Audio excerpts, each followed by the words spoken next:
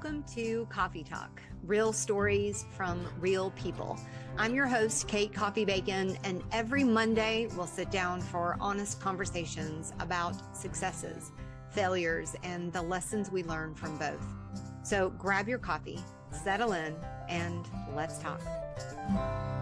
Welcome back to Coffey Talk. This is the podcast where real stories from real people become your Monday morning nudge and inspiration. Today, we are talking about purpose in a built directly into the business kind of way. This episode is for anyone who's ever wondered if there's a way to grow a business and still be deeply aligned with impact. Joining me for this conversation today is Erica Hakonson. She is the CEO and founder of Maven Collective Marketing. She is a Microsoft partner-focused marketing agency based in Vancouver. Erica's story embodies this kind of purpose. She decided early on that she wanted to build a company and it needed to mean something. So after a 2-year effort, Maven Collective officially became a B Corp certified company, joining a global community of companies held high to standards of social and environmental performance. Wow. Erica, welcome to Coffey Talk. Thank you so much. It's so lovely to be here. That was such a wonderful introduction. And the fact that B Corp and Maven are in that introduction together, I'm so proud. Feels good. You should be really, really proud. And I am such a purpose-driven person, and living in your purpose, aligning with your purpose. I'm really excited for this conversation and to hear your story and how you got to where you are now. So let's jump in. Before we get into the work that you are doing now, take me back. You were finishing, if I recall correctly, you're finishing your MBA. You were hoping for a PhD path. And then your life shifted. What happened in that season? And correct me if my notes are wrong. No, that's so true. Okay.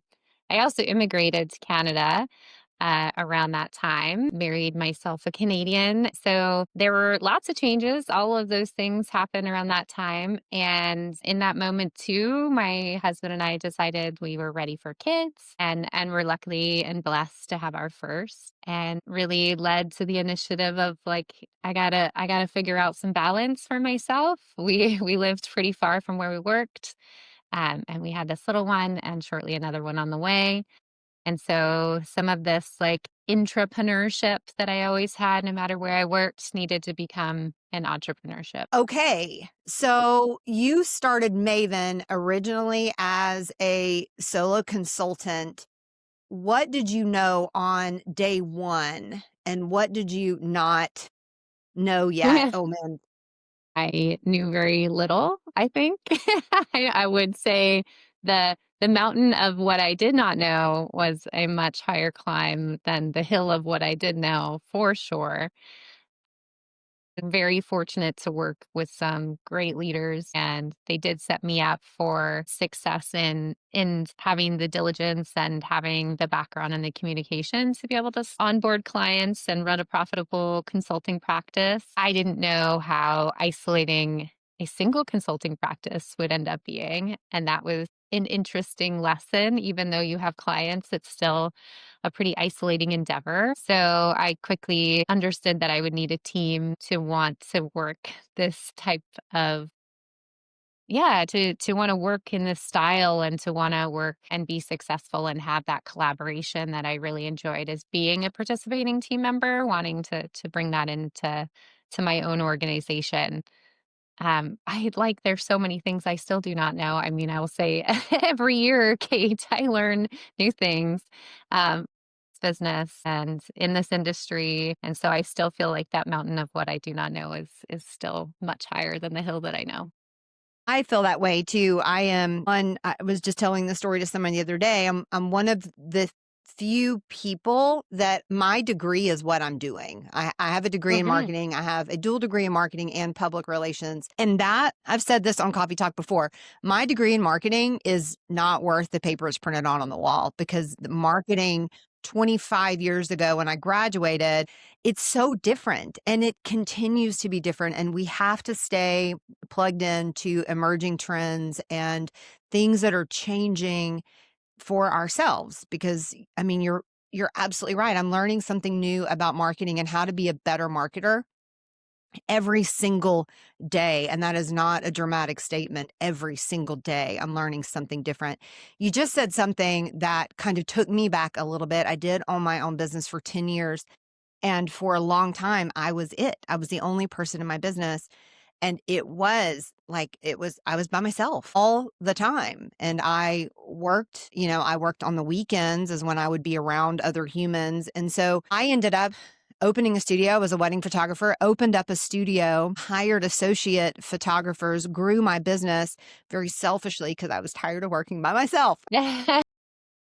Created a bigger business so that I could collaborate and share my brand vision of what we were doing with more people. And it was then that, I mean, my business took off because I decided I don't want to do this by myself. So we grew in that way. So I absolutely understand it.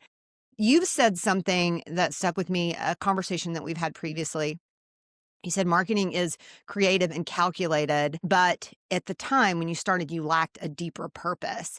When did that feeling get loud enough that you couldn't ignore it anymore? I think it was always there, you know. I think you're super scrappy in the beginning just to make sure that you're profitable, to ensure that the lights can stay on, that you see another year Yeah, as a business. right.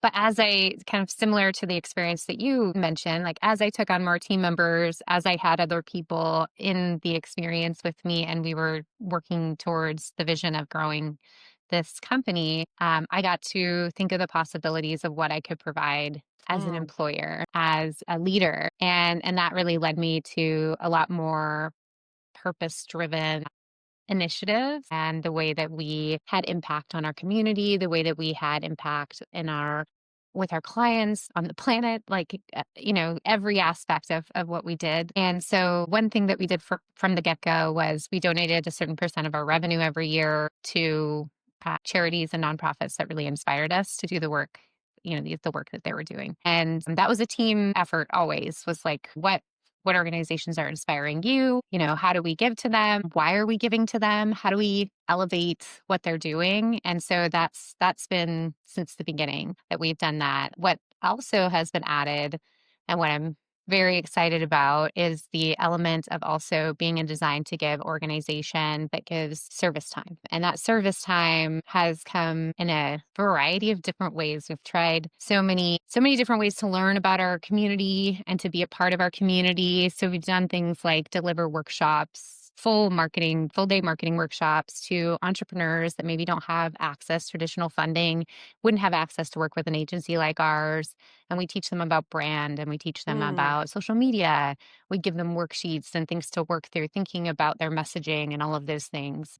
Super rewarding, really wonderful to get to work with entrepreneurs in that way. We've cooked breakfast for 100 families, local YWCA, together just before the holidays this year, which I still hear from our employees is one of the most meaningful initiatives that they've been a part of. We've assembled self-care kits for women of Mm. the Lower East Side in Vancouver, that just need access to essential goods. And we also made sure to put things in there like a great piece of chocolate. Who doesn't want that in their It's day? important. So we've done that in a variety of ways. We're in this, performance planning as we've dawned into the new year, and to see how inspired our employees are to find other initiatives to volunteer their time at, and that they're, going out and finding these, whether to participate in as a group or individually. It's been a really wonderful way also to learn more about your employees, what they feel has impact, and to kind of like get to live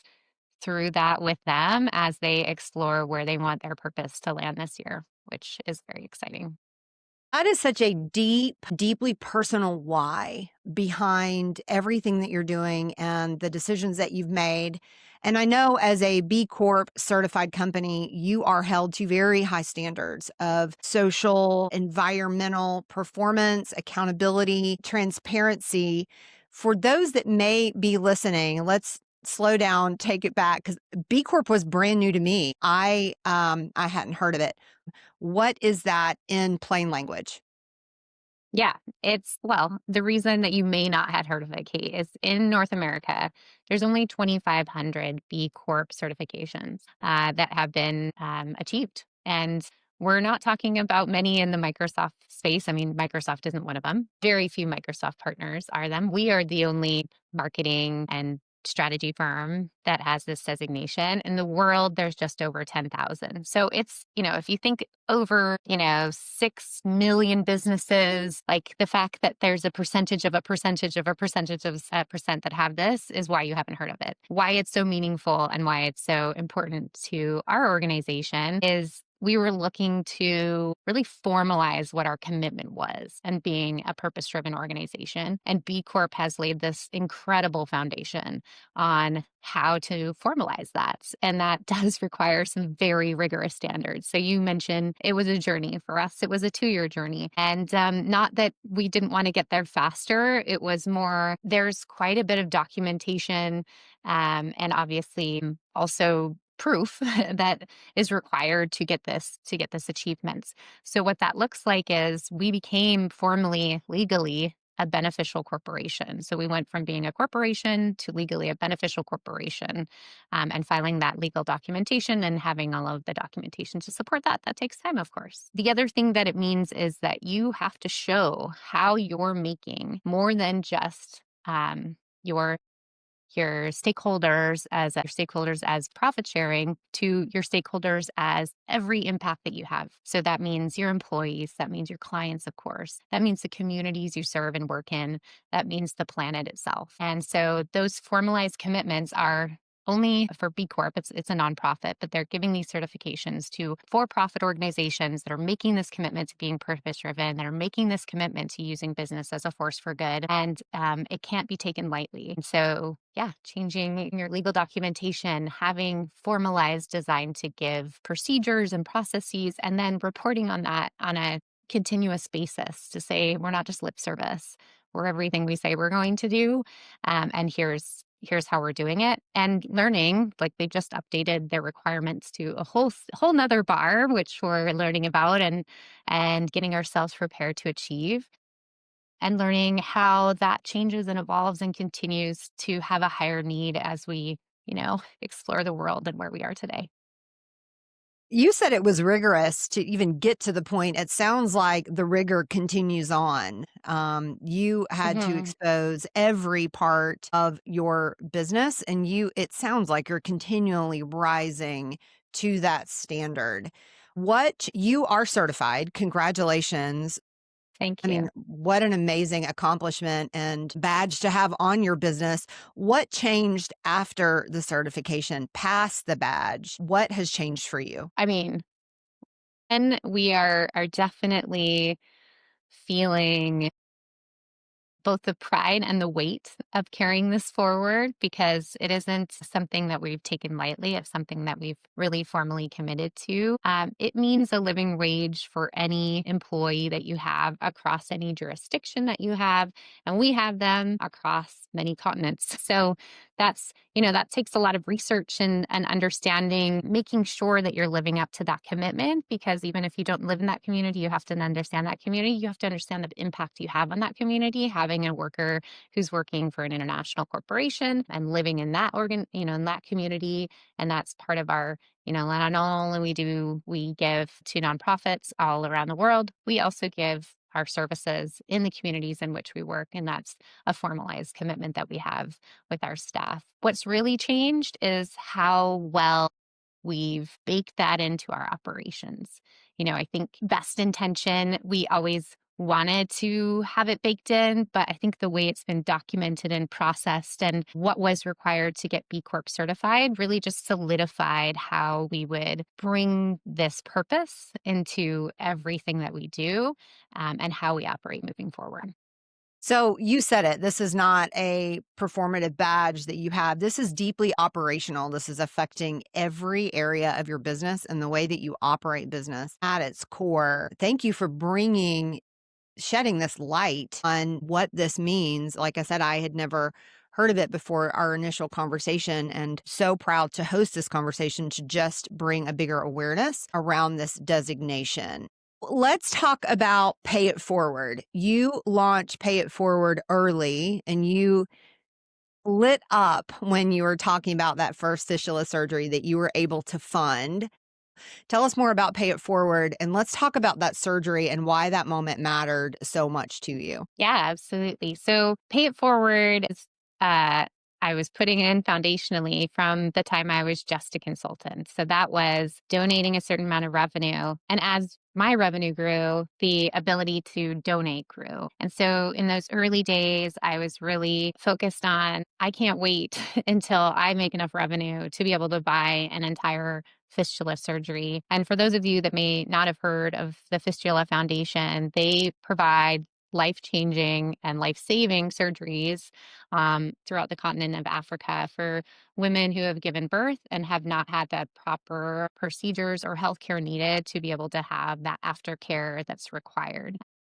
And there's a very large need there. There's a lot of home births. There's a lot of births without doctors, and so that's a great need. And there are heart wrenching stories of women that do die after giving birth because they don't have access to this a very basic need. And so it's been something that I've really wanted to contribute to for a very long time.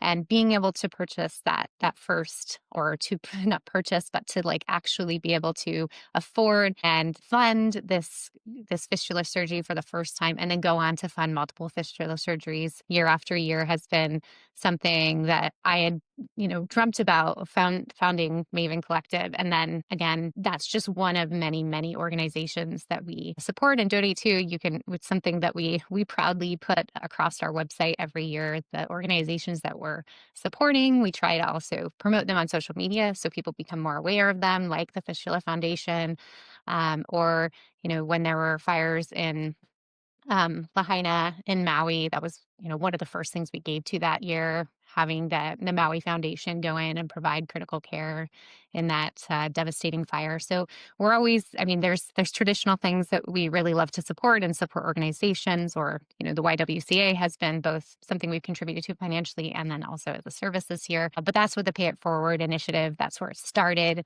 And now we've got this design to give operational portion that's more around service hours and pro bono services. And so it's been really wonderful to see both come together under the B Corp initiative.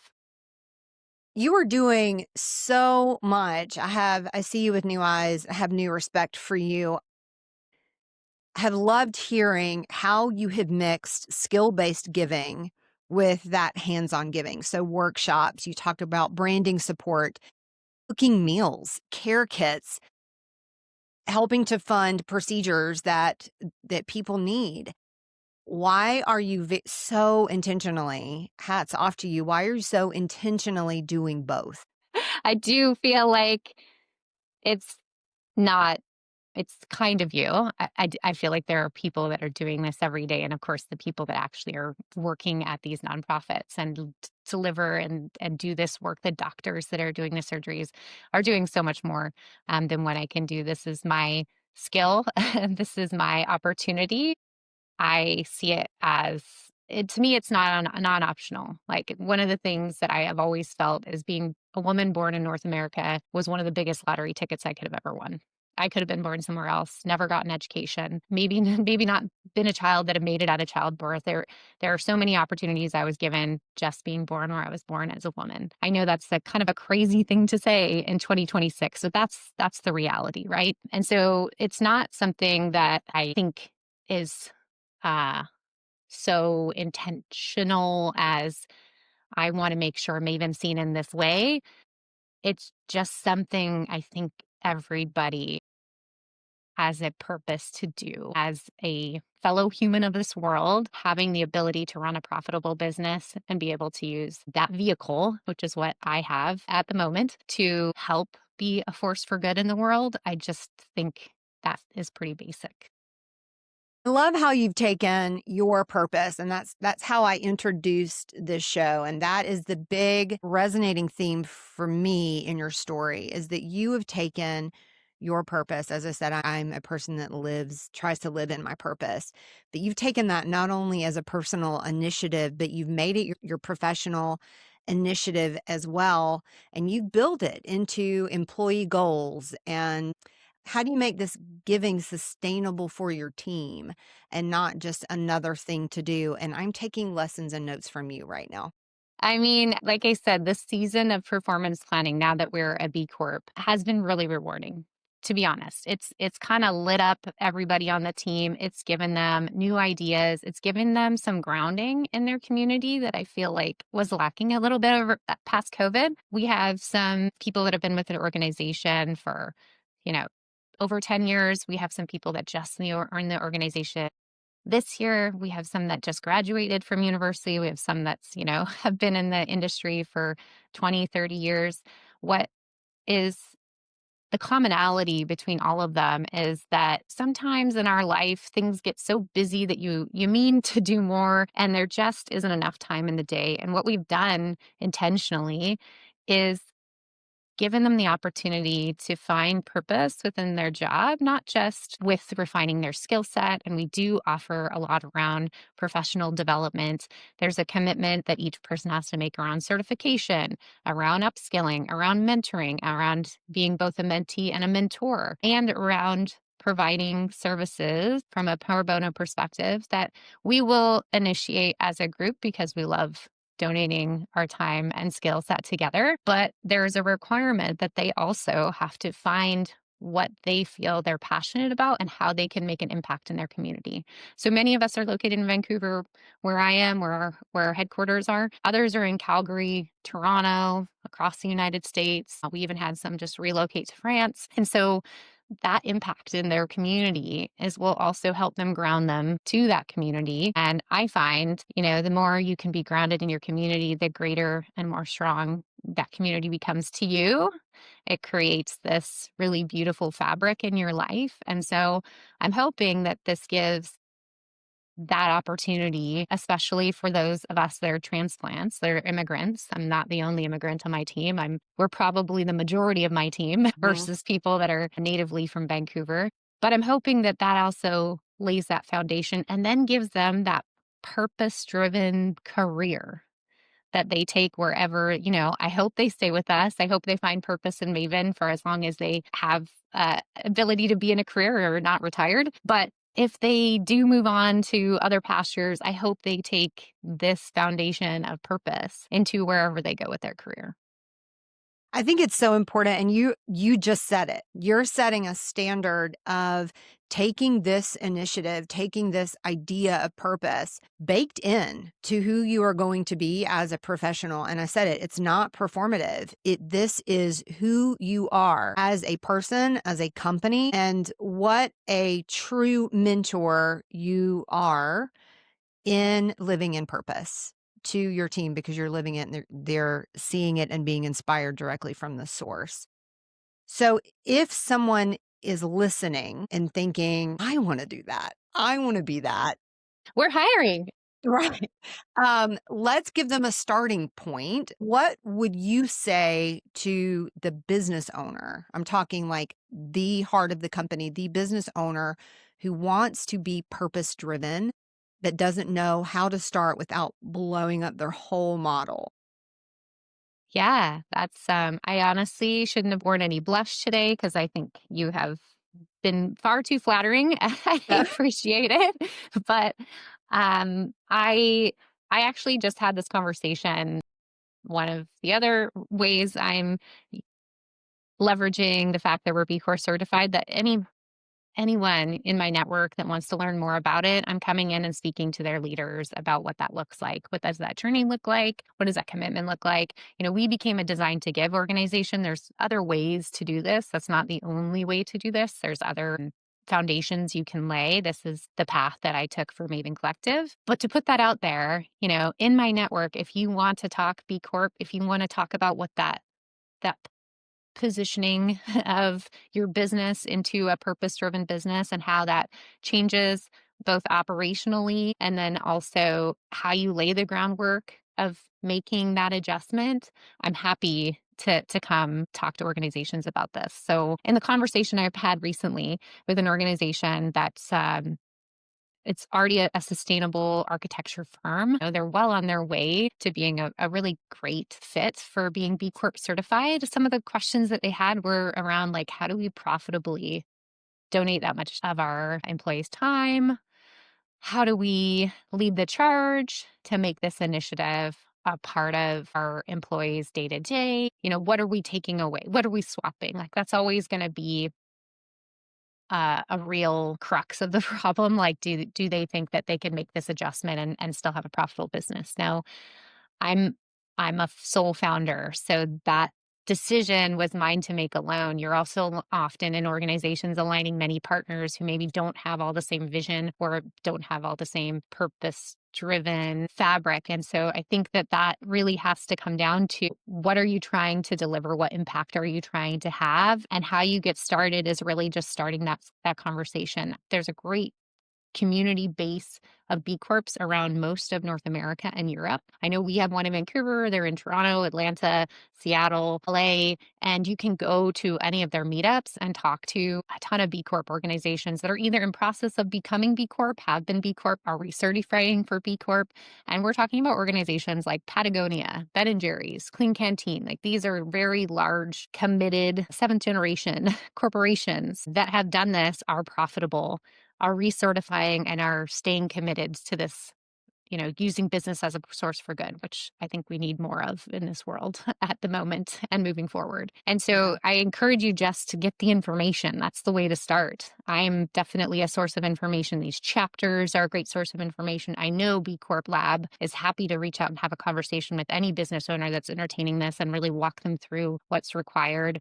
I was lucky enough to have a colleague who had become B Corp certified at another organization. So she helped and leaned in as we looked at certification to talk about maybe how the questions were being interpreted and what were we doing that would qualify, just in case, you know, we weren't seeing the points that we were getting. And so even talking to a B Corp certified can be a huge weight off your shoulders, because there are things you're probably already doing in your business that would qualify and make sure you would be at the assessment point of getting certified. We all have our points up on the website. Now, I will warn you that mine is not one of the highest. So I am not the golden child for B Corp, but we made it and we're looking to increase our score every single year. But that's where to start, right? Just get the Yeah. information.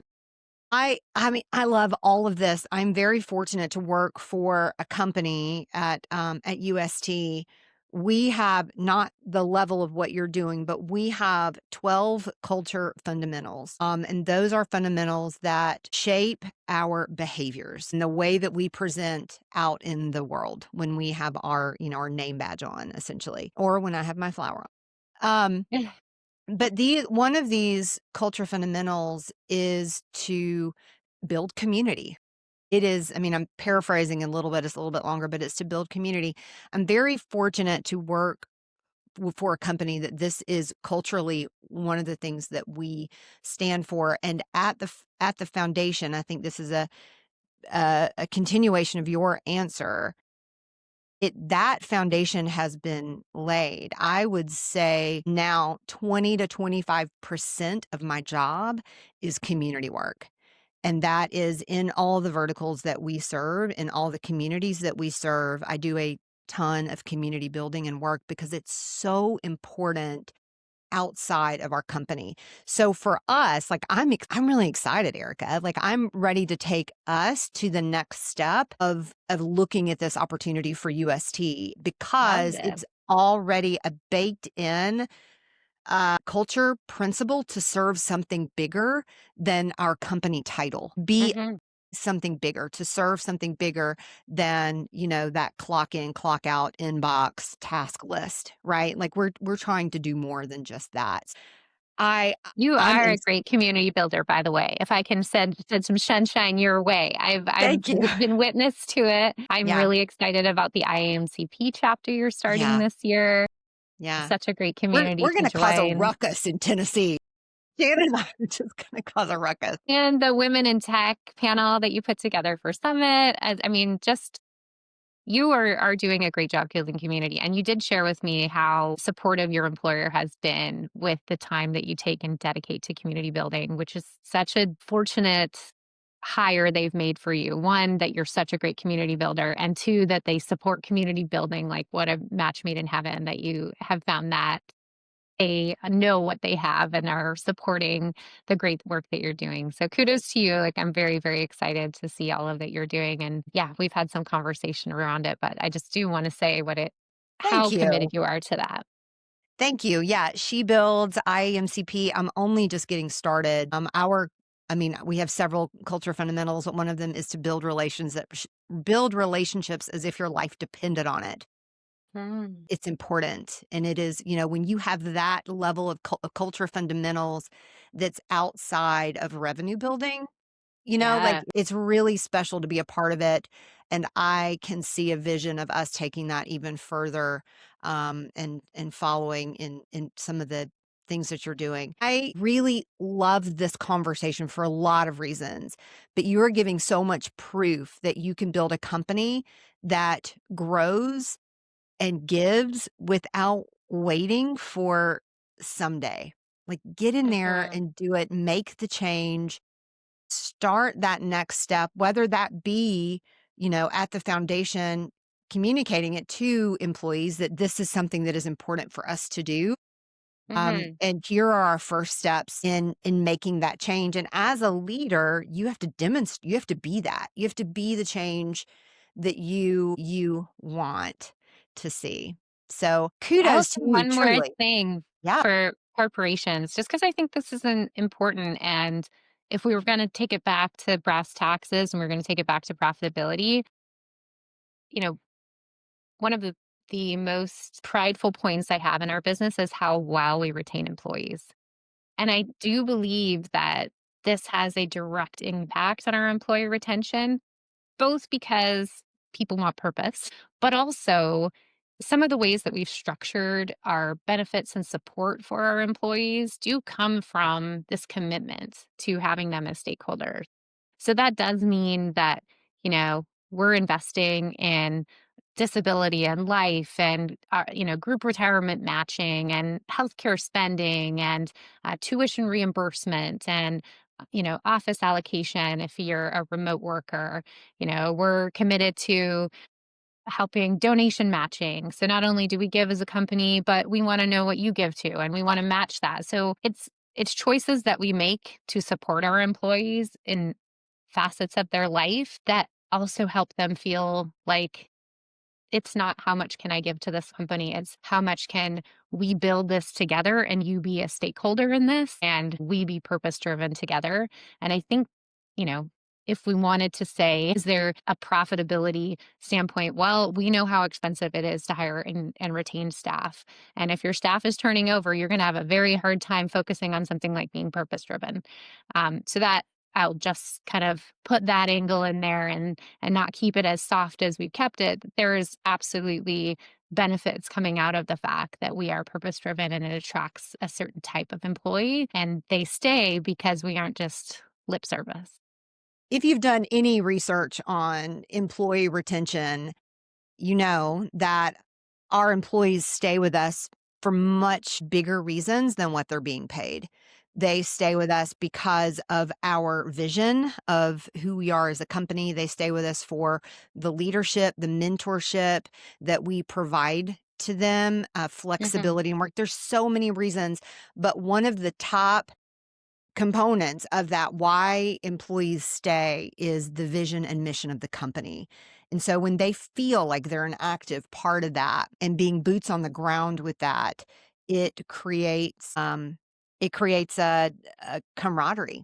I mean, I've make no secret about I am essentially married to my company. I am with UST because I believe so firmly in what they are doing in the product that we have that is a true product of benefit, but also the community belief system that we have. It is such a direct alignment with me and my personal values and my purpose that I am like locked in. I'm locked in. So absolutely, I believe that completely. There is, as a business owner and business thinker, there is a very strong financial benefit to that. Your retention rate definitely affects that bottom line. Erica, thank you for sharing this story today. What a fun time with you. I want people to hear what's possible when you build purpose into the foundation. I'm going to link B Corp resources and Maven, your website, your pay it forward work. All of that will be in the show notes. Is there anywhere else that people can get in touch with you? Yes. I mean, of course, our website is mavencollectivemarketing.com. We'll have that in the show notes. There's one shameless plug, if I may. Please. Okay. Maven Collective does a global benchmarking report of Microsoft partners. We do this as a way to give answers to partners that we always get asked no matter what conversation we're having. Like, what's successful on Marketplace? Where are leads coming from when working with Microsoft? What benefits am I not taking advantage of in Partner Center that I may not even know about yet? So we decided to just, of course, as data-driven marketers, answer these questions in very data-driven ways and launch the survey. This is our second year doing it now. We have astoundingly more respondents already with this year coming out, but we do have it just open for a couple of more weeks. And so again, on our website, and also I'll provide it with Kate here, taking that survey as a Microsoft partner is sending a lot of love out to the Microsoft community, but also sharing your experience helps others learn. And that's our purpose of putting together this report, is to be able to share where partners are winning and give that formulaic playbook to other partners so the community can be more successful as a whole. All of that will be in the show notes. So hit that more button with the down arrow and you'll see all those links below. Until next time we're together again, let's keep digging in to find a deeper purpose in the work that we're doing on the clock and off. See you next time. Thank you for joining us today on Coffey Talk. A special thanks to my guests for sharing their story and to you, the listener, for being a part of this conversation. If you enjoyed today's episode, be sure to subscribe so you never miss a Monday morning chat. Until next time, I'm Kate Coffey Bacon, and this has been Coffey Talk.